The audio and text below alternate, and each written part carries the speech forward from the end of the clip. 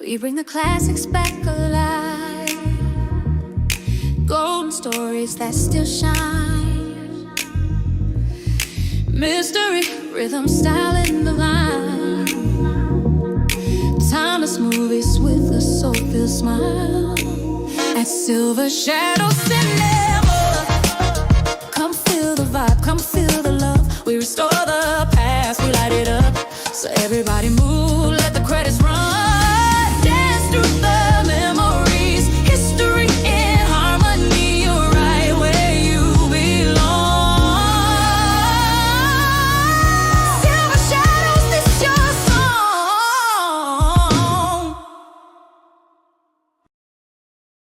What if a simple pair of glasses could reveal something terrifying, something no one else can see? Welcome back to Thriller, 1960. Today we're diving into Season 1, Episode 15, The Cheaters. This episode starts off deceptively simple. A man acquires a mysterious pair of glasses, nothing special at first glance. But once he puts them on, everything changes. What he sees isn't just different, it's disturbing. When a man shuts himself off from his neighbors, when he conducts mysterious experiments behind locked doors, there's bound to be talk. There were those who whispered that old Dirk Van Pryn was a sorcerer, and worse. He might never have been remembered at all had not his research led him to the discovery of a most unusual formula for making glass. Mr. Van Pryn, it's Mrs. Ames. What do you want? The silversmith left a package for you. Just leave it outside the door, please. Can I bring up your supper now, Mr. Van Pryn? Never mind. Just leave the house. Oh, you ought to take something, Mr. Van Pryn. I'll fetch up some nourishing soup before I go. It's really no trouble. You haven't had a bite all day. Good night, Mrs. Ames. Yes, sir. Good night.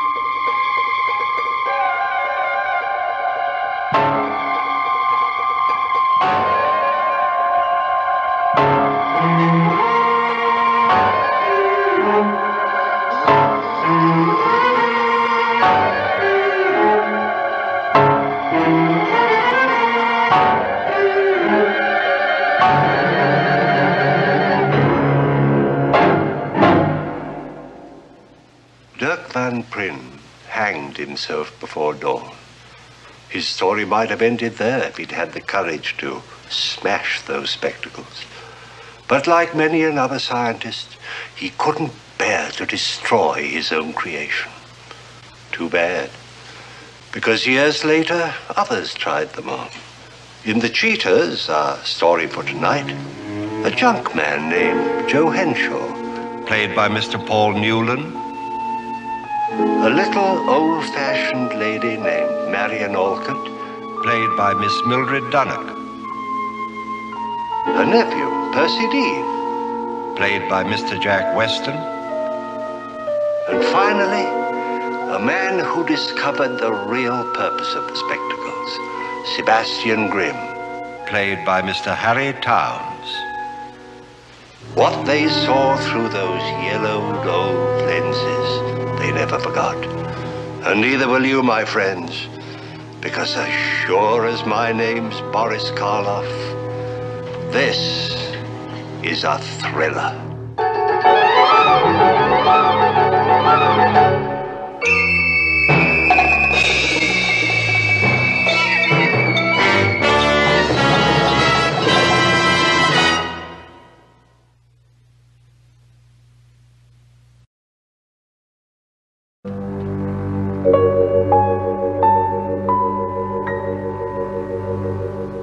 What do you want to load up on more junk for? Store's full of it now.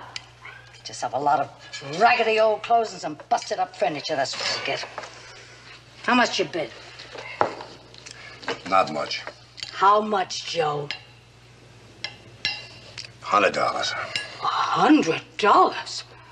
You promised me we'd unload this crummy place, get into a decent business. Maggie, would you take it easy? The kid's coming. I don't care who's coming. How are you ever going to get out of here? You keep spending every dime on more junk. No more, Maggie. Not in front of the kid again, you hear? No more. Hi, Joe. Hey, how are you, Maggie? Morning, Charlie. Here's your mail.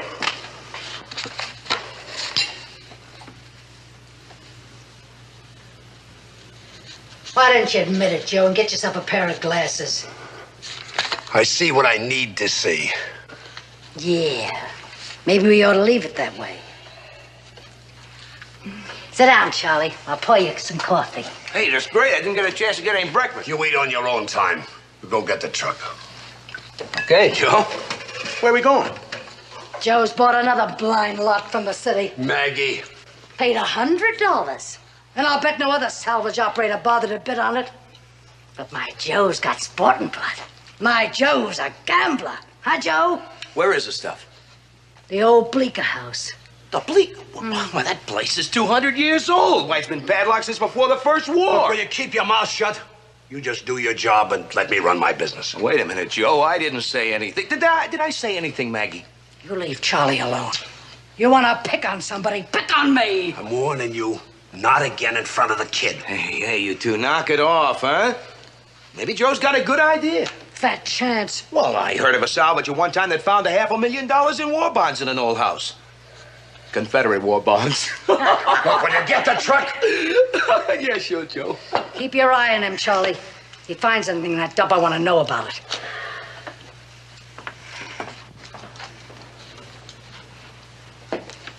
It's fine talk from a wife. Maggie, will you listen? I bid that place because Delahanty down at City Hall had tipped me off. Delahanty said up in the attic there was some old furniture. Maybe there's some real antique pieces. Charlie's waiting. Maggie, you gotta take a chance once in a while. Maybe our luck will change. From bad to worse. Look what's happened to you, Maggie. Ever since I hired that kid, you've been treating me like dirt. Oh, don't start that again. All right. We'll settle this later.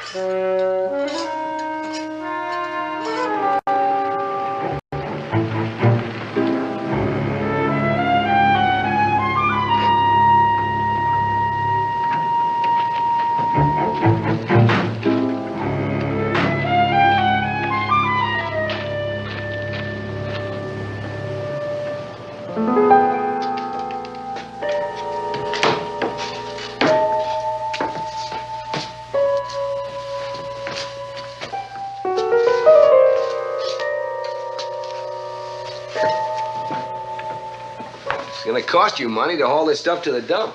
Who asked you to worry?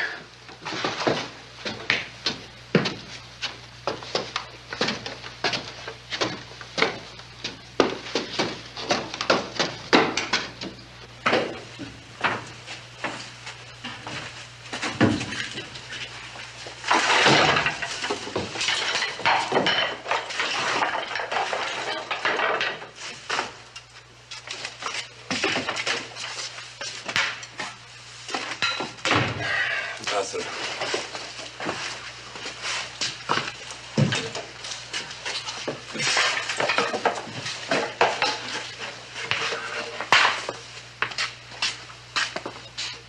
Hey, maybe the valuable stuff's in here.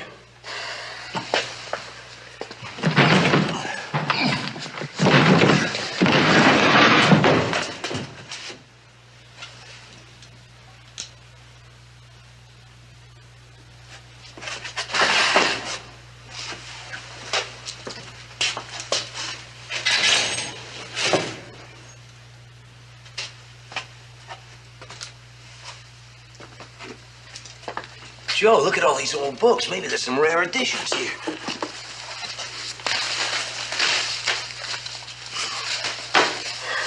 Looks like another load for the dump. Maybe we can get some for this old desk.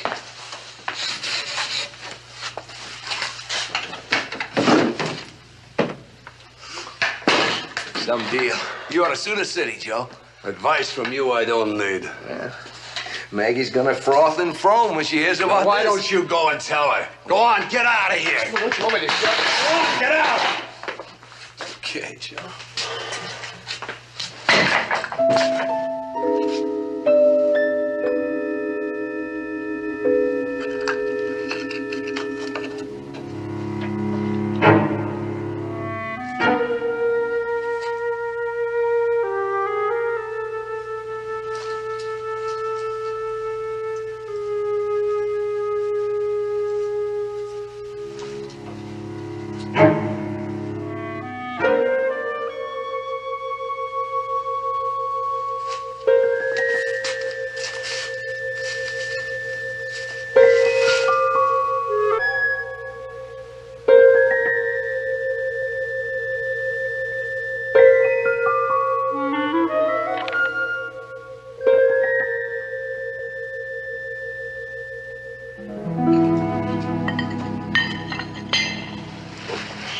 What's all this?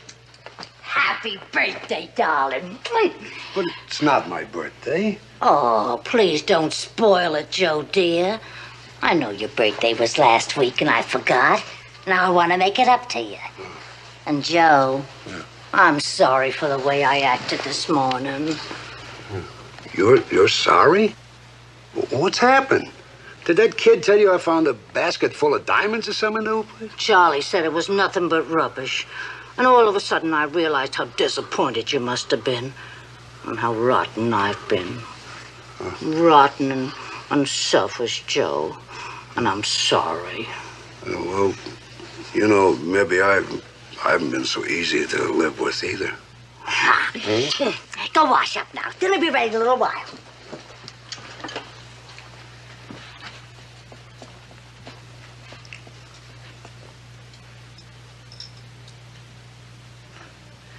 Where'd you get those funny old cheetahs, Joe? The Beaker place.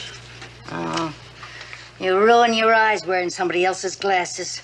What happened to the other letter, Maggie? There was 4 here this morning. It's only a bill from the gas company. I took care of it for you. You old fool. If you hadn't been too cheap to buy a pair of glasses, I'd have lost the pleasure of fleecing you. Huh? If you hadn't been too busy to buy a pair of glasses, I'd have lost the pleasure of spoiling you. Enjoy it while you can, Joe. Tomorrow you'll be dead. What? Enjoy it while you can, dear. Tomorrow you'll be dead tired from hauling all that rubbish. What did you say the other bill was from? From the gas company. They want to buy this property, Joe, for a lot of money. Happy birthday, Joe! I brought you a jug of your favorite poison. And if this doesn't kill you, I will, ape man. And if this doesn't fill you up, I'll flip, man, because it cost me a bundle.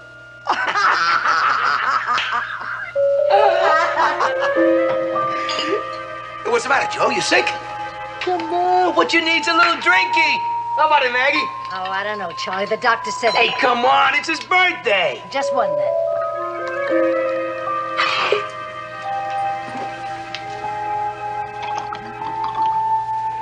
You should have been an actress, baby. Bill, he's right to the top, honey. The quicker we get him drunk, the quicker we get him over to the old house. Hey, come on, Joe. Here's pie in your eye. Many happy returns, darling. The 3 of us are going on a midnight treasure hunt, Joe. And you're gonna have a nasty accident, darling. If I tumble down the stairs, don't kill you, I'll clobber you with a board. You'll leave the same kind of marks. Come on, have another. Charlie, I said just one. Oh, come on, don't be a party pooper. Honey, this is one party I wouldn't spoil for the world. You're beautiful, Maggie. In a few hours, you'll be all mine. I never thought it would be so exciting. Gee, I love you, Charlie.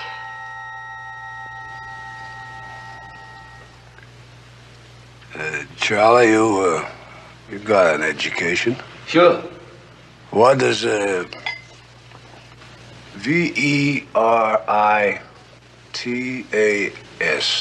What does that mean? Well, it's veritas. It's Latin. It means truth, truth. Where you going, Joe? Oh, I'm gonna put the truck in the garage. Oh, wait a minute, Joe. Look, sit down, will you? I mean, look, I'll take care of the truck, huh? No, you got your fancy clothes on. It's too bad.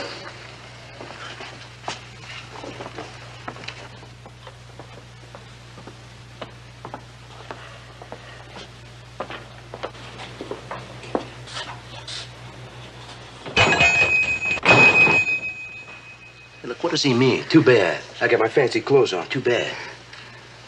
Who knows what that stupid old coot means?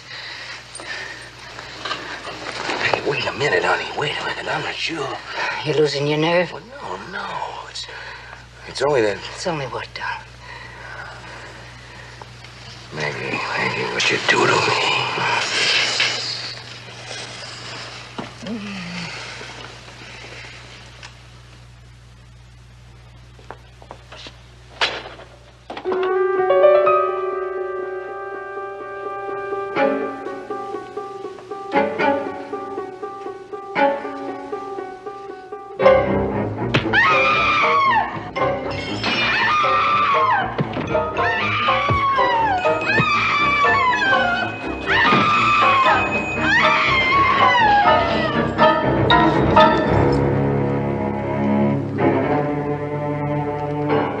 Joe, why?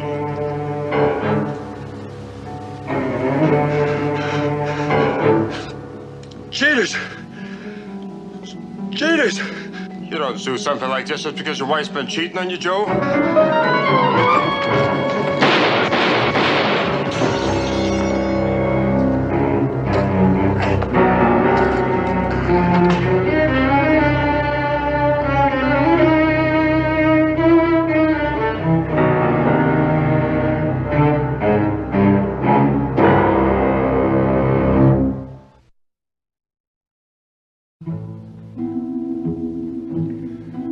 I'm not imagining it, Clarence. She's put something into my tea. I'm not a complete fool. No matter what Olive and Edward think, I'd know when my tea's been drugged. Because today's Thursday. Her bridge club meets downstairs every Thursday, and every Thursday after lunch I get so sleepy I have to stay in bed. Oh, any simpleton can see why she doesn't want me. She's afraid I'll meet her friends. Speak my mind. No, I'm not ungrateful. I'm completely aware of the sacrifice Olive and Edward have gone to come here and look after me since Mr. Alcott's death. But there's no excuse for keeping me a prisoner in my own home. I'm hungry, Clarence. Diet? Oh, pooh. My heart's perfectly normal. It's just that I get a little out of breath sometimes. Here she comes. Please, promise me you'll come back this evening. Oh, bless you. Bless you, Clarence. At least I have one friend left.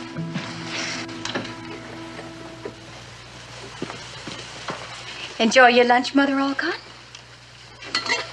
Oh, I see you drank all your tea. Wouldn't you be disappointed if I hadn't? Dr. Richards would be disappointed, dear. You know what he said about keeping up your liquid intake. Sleepy? No. Oh.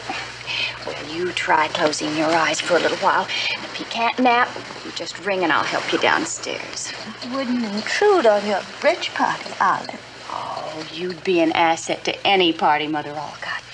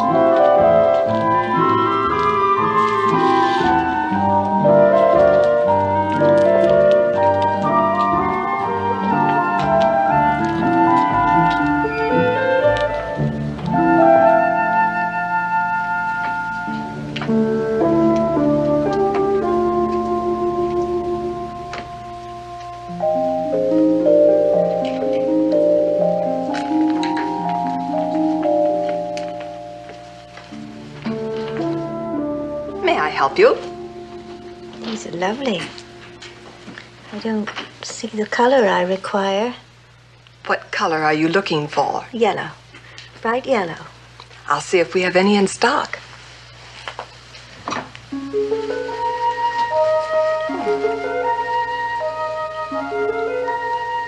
Oh, dear. No. Those are horrid shades. I'm afraid I'll have to inquire elsewhere.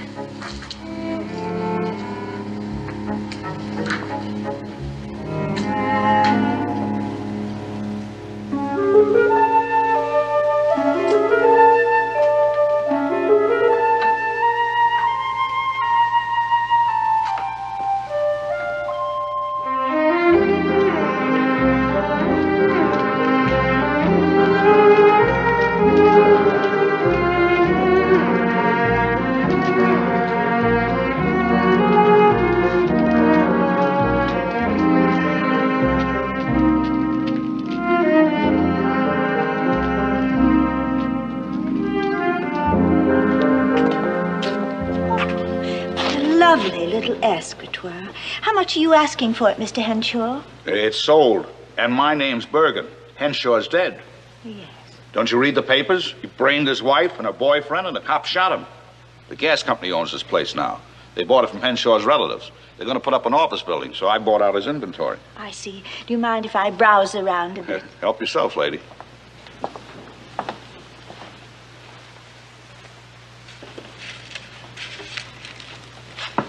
Oh, yeah.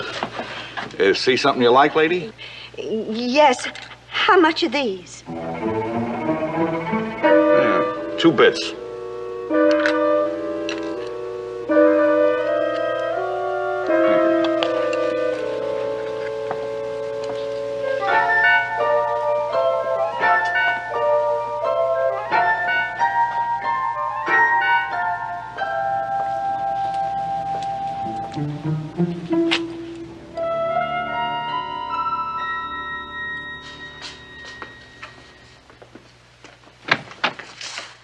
Mother Alcott, we've been so worried. It's almost 7 o'clock. You know what the doctor said about you going out alone? Where have you been?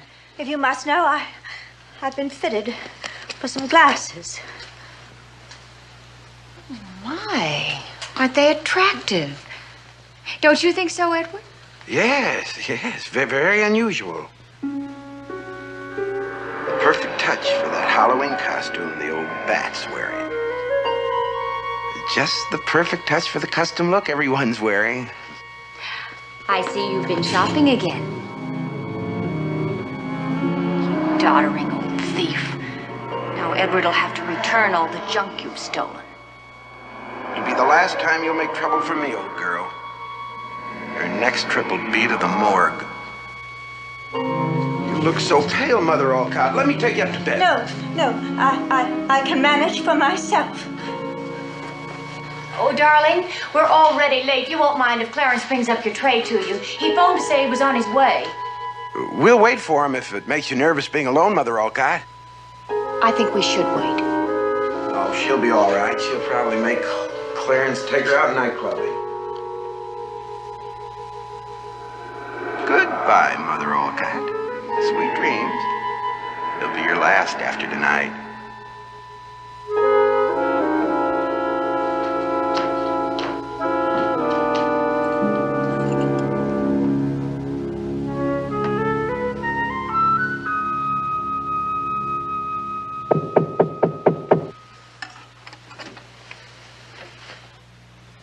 Miriam? Miriam, it's Clarence.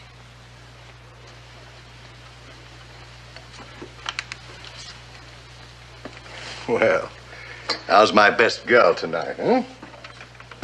I hear you were out in the town this afternoon. Clarence, they're going to kill me. No, Miriam, that's no way to talk. No, it's true. My, this looks delicious. Clarence, as trustee of my late husband's estate, it's your duty to listen to me. Now, where would you like to sit? Well, what's wrong with right here by the fire, hmm? I heard them say it. I heard them think it. I don't know, but I think it had something to do with these spectacles. And after you've had your supper, we'll go downstairs and watch TV. Come along now, young lady. Come. Get your last meal.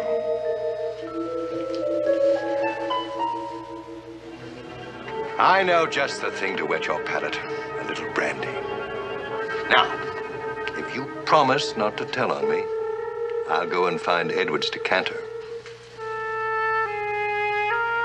I'm going to need a drink before I shove you down the stairs, you senile old scarecrow. Clarence, who inherits when I'm dead? What an odd question to ask. Will you know? Edward and Olive, provided they maintain you in this house as long as you live. Which won't be long, Miriam. And for arranging your fatal accident, they're giving half to me. Oh, Miriam, you're ill. You do need a stimulant. I'll be right back.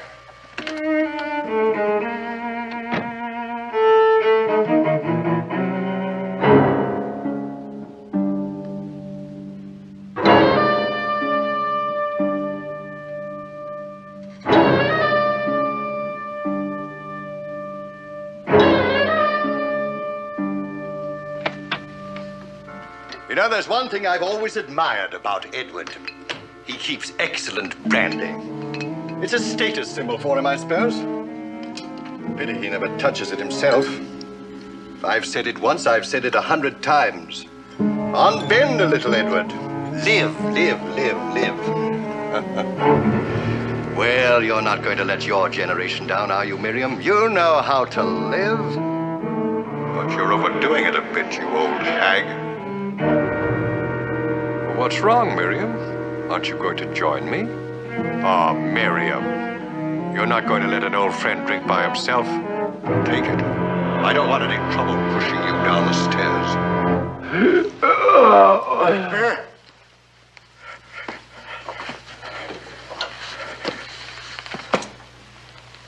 Miriam!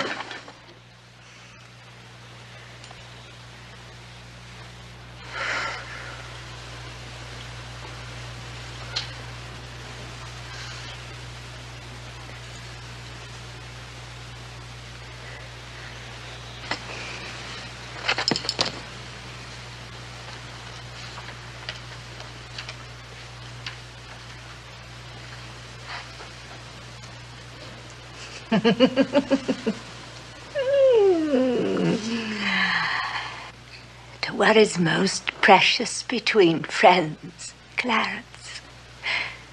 The truth.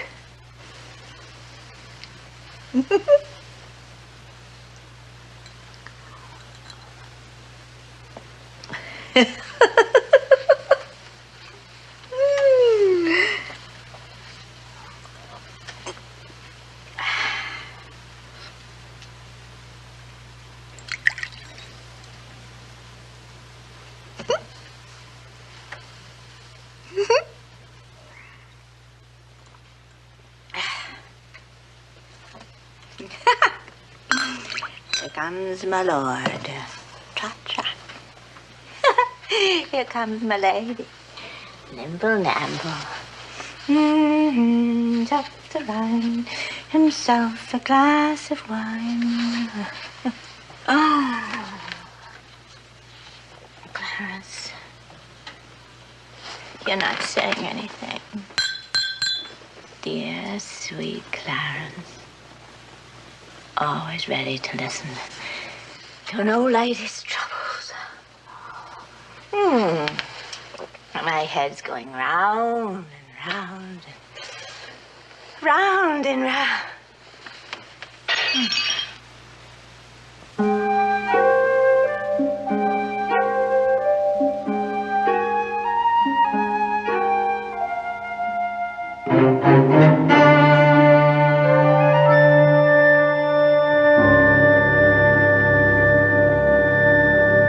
Put on a pair of old glasses and suddenly everyone around you looks wrong, not different.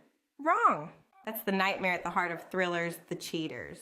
A man finds these mysterious spectacles and thinks he's struck gold. But the moment they touch his face, reality warps. He sees decay where there was beauty, greed where there was kindness. The glasses don't lie. They reveal the truth beneath the mask we all wear. And here's the kicker. Once you see it, you can't unsee it.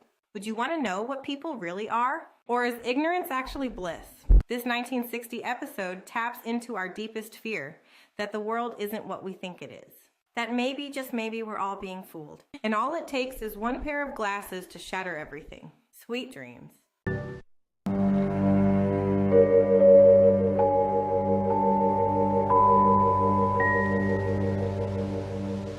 Well, I still think we're rushing things. Oh, nonsense. It's been nearly a year since Clarence and the old lady died. People have found other things to talk about. I wonder. Well, they all accepted, didn't they? Oh, well, they'd come once. Out of curiosity, if for no other reason. Well, I couldn't care less. As long as Thorgensen enjoys himself. He doesn't know it yet, Olive, but he's going to sponsor me into the Gentry Club. I intend to be somebody in this town, and Thorgensen will be my advocate. That's why I invited Sebastian Grimm and his wife. Sebastian Grimm? That writer? Why, he's nothing but a dissolute bounder. Yes, that's how dear, sweet Mother Alcott would have characterized him. Well, he's a necessary evil to my plan for the evening. Just bad-mannered enough to get bored with our party and suggest a poker game. Thorgensen's weakness. But you hate gambling. Nevertheless, I intend to show Thorgensen that I know how to lose like a gentleman. What? Why, Edward, you look positively... Like Benjamin Franklin, the symbol of wisdom and stability? Yes. Well, that's exactly the impression I wish to create. Now, don't panic, my dear. We have more money than most of them have right now. Won't be long before they'll be courting our favor.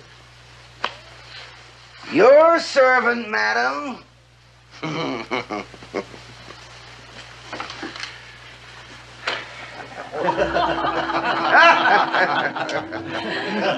costume is very impressive, Dean. Well, thank you very much. I'd swear I was in the presence of the industrious Benjamin Franklin himself. Except for one flaw. Hey, what's that, Grimm? Every schoolboy knows that Franklin wore spectacles. He has you there, Dean. Ben Franklin without spectacles is like FDR without a cigarette holder. Why don't we all go someplace where we can indulge in Thorgensen's favorite form of larceny?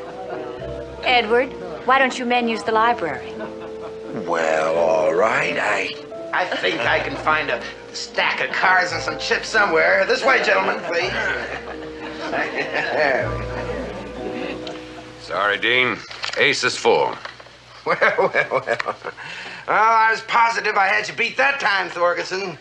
You lose your money like it had smallpox. Oh, it's the contest I enjoy, Grimm. The give and the take. Winning and losing, secondary. Spoken like a gentleman. I thought you men might like something from the buffet. Oh, and Edward, look what I found among Mother Alcott's things.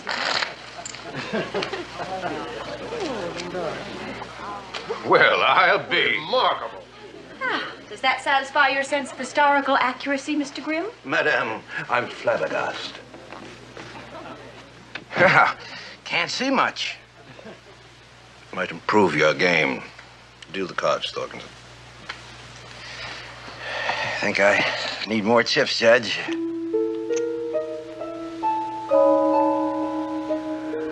Delighted to take your money, you fat little fool. Huh? Delighted. It'll take more than a patriot's costume to cloak your intentions, you tedious little poseur.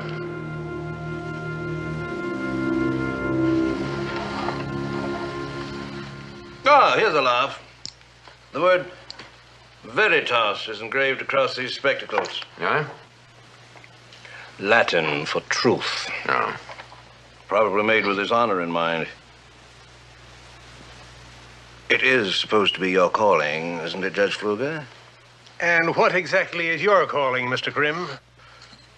I'm an unpublished author. Unsung. Unfulfilled.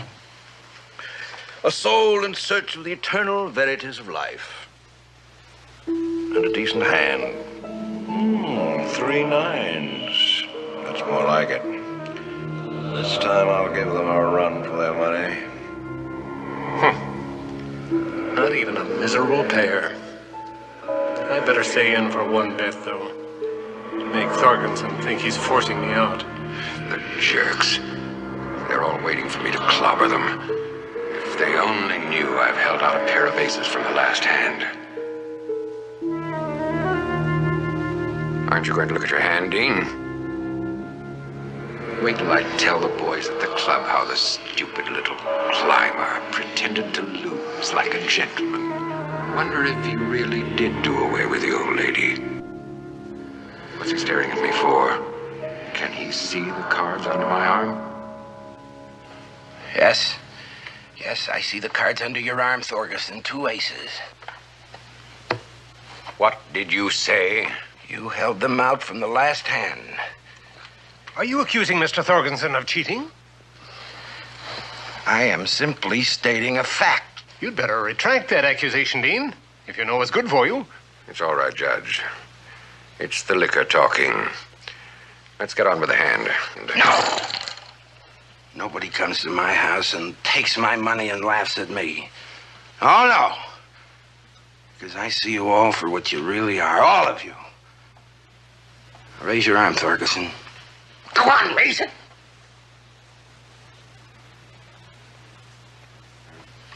Two cards under your arm. They were... Here they are. There they are. He hid them while we weren't looking. What do you say, Thorgensen? What can I say without becoming a bad guest? You mean that Dean? Of course. He gathered in the cards the last trick. He hid those 2 aces because he wanted to embarrass me. I can't imagine why. That's not true! You're lying! Am I? Did you see me hide those cards under my arm? No. No, but I... Then how did you know they were aces? It's these spectacles. I'm not certain what there is about them, but I just knew. There you are, Judge. I leave the verdict to you. I think we all know who the cheater is. No, he was the one that was holding out the 2 cards.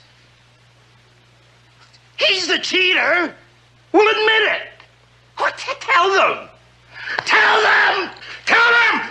Tell them. Really? Tell them. Go tell them. Dean, tell them. No, Dean, no. Stop. Tell them. Tell them.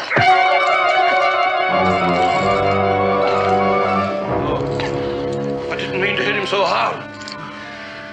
Well, do something, Thorgensen, before he bleeds to death.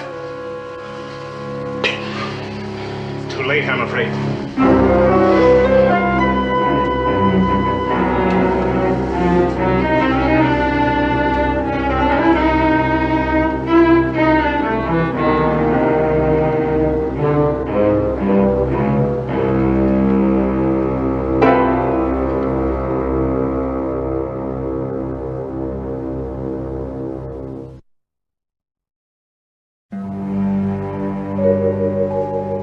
I admit that when I picked the spectacles off the floor, I was merely curious. And then the inscription Veritas intrigued me. And the exchange between Dean and Thorgensen. When Thorgensen asked, "Did you see me put the cards there?" Dean said no. Thorgensen asked, "Then how did you know that they were aces?" What did Dean say? These spectacles. I'm not certain what there is about them, but I just knew. Ellen, I tell you, I'm on to something. I know. You're saying it's just another of my harebrained projects. I'll be bored with it in a few weeks. Well, you're wrong. You're dead wrong. Look. A rough draft of my new book. Complete, except for the last chapter. Sebastian. Here is the villain, or the hero, if you prefer. The Cheaters. That's going to be the title of the book, Ellen. The Cheaters. Book about a pair of glasses? Ah. These are not ordinary glasses. I'm convinced that because these spectacles were misused, 5 people met violent deaths. 5 people? And I have them all documented, too. Do you remember the Henshaw murders? Yes. The police officer that shot Henshaw stated that when Henshaw came at him with the crowbar, he was screaming, "The cheaters! The cheaters!" That was the motive for the murders, infidelity. No. I don't think that Henshaw was referring to his wife and her lover. And I don't think he was attacking the police officer. He was trying to destroy the cheaters. Oh, that's nonsense. Nonsense, huh?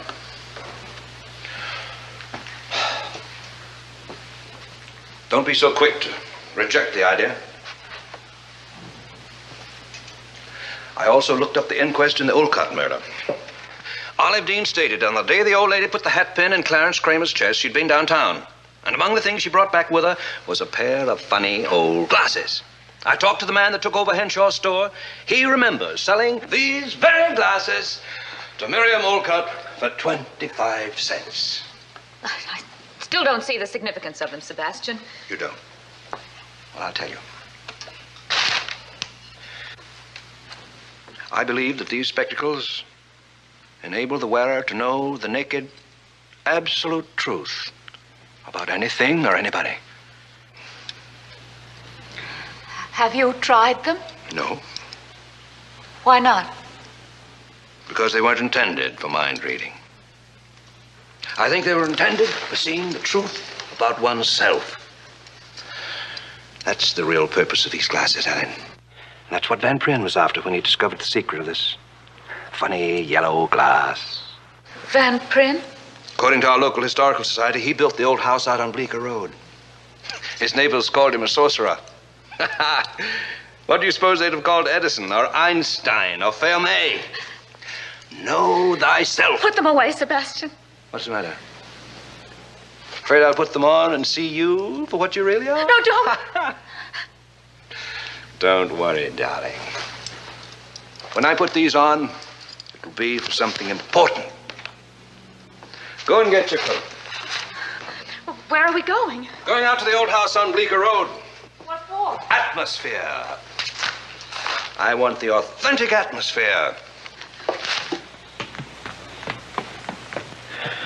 When I report on Van Pryn's experiment.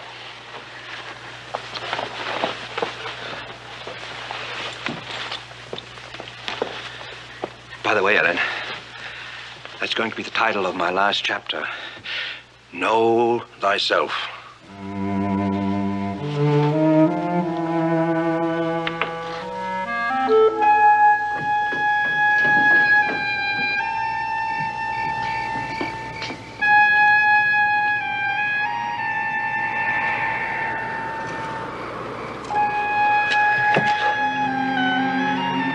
The city was supposed to tear this old place down last year. Luckily for me, they didn't. Sebastian, What is it? what happened to Van Pryn after he put on the glasses? What difference does that make? I want to know.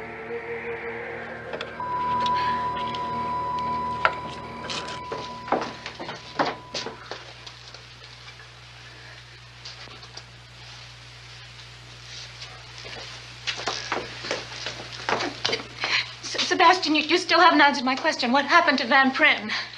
His old desk is still upstairs, and the same mirror that he used. You've been here before? This morning.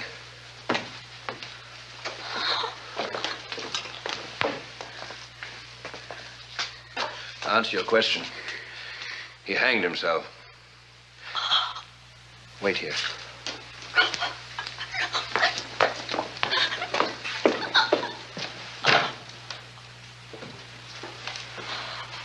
Ellen, I know you think this is a fool thing for me to do, but I have to.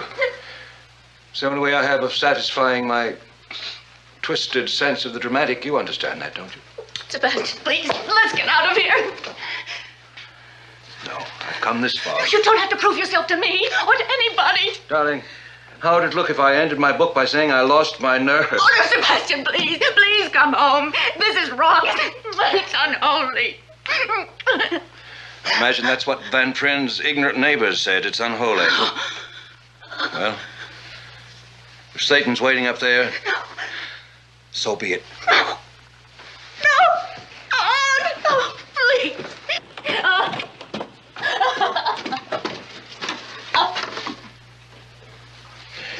Ellen, Yes.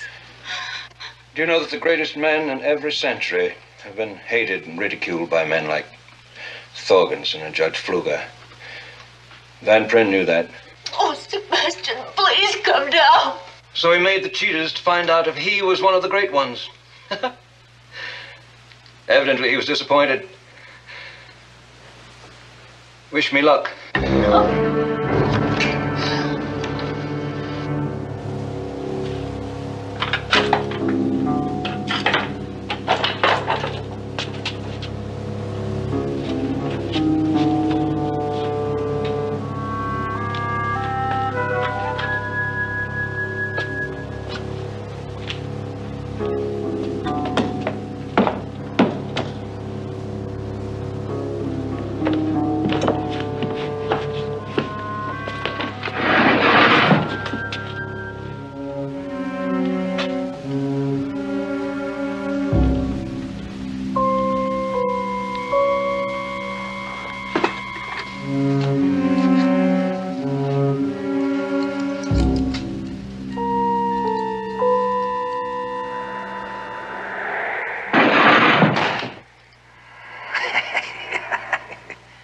Who's there? Who's in this room? Just you, Sebastian Grimm. You're not afraid of your own voice, are you? No. So, you want the truth about yourself, do you? Yes. The junk man, the old lady, and Edward Dean read only the minds of others. Think of the agony they suffered. They were afraid. They let their emotions get out of control. But you're different. You can master your emotions. You even dare to look into your own mind. Yes. Very well, then. Bring the light closer.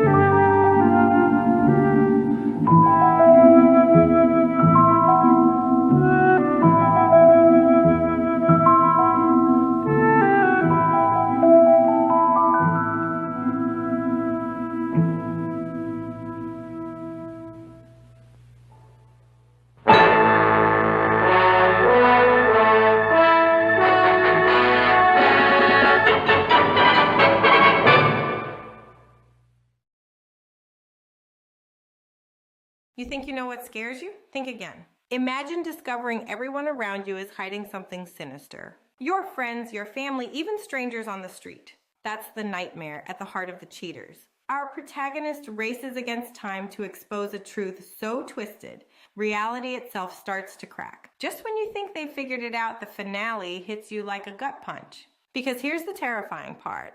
The real horror isn't the conspiracy they uncovered. It's realizing there's something far worse lurking just beyond our perception. Something we can't see, something we'll never see. And that's what makes it absolutely chilling. Sweet dreams tonight.